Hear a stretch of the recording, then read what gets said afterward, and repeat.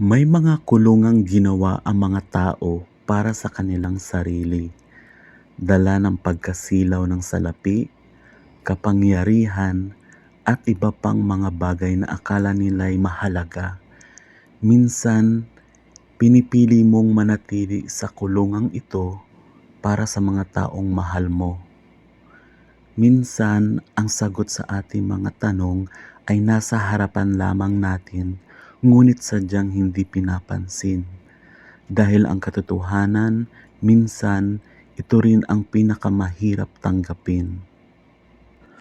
Ang katotohanan ang laging magpapalaya sa tao, at hanggang ito'y pinipigilang lumabas, isa itong napakalaking pasanin sa dibdib. Follow for more, Asintado.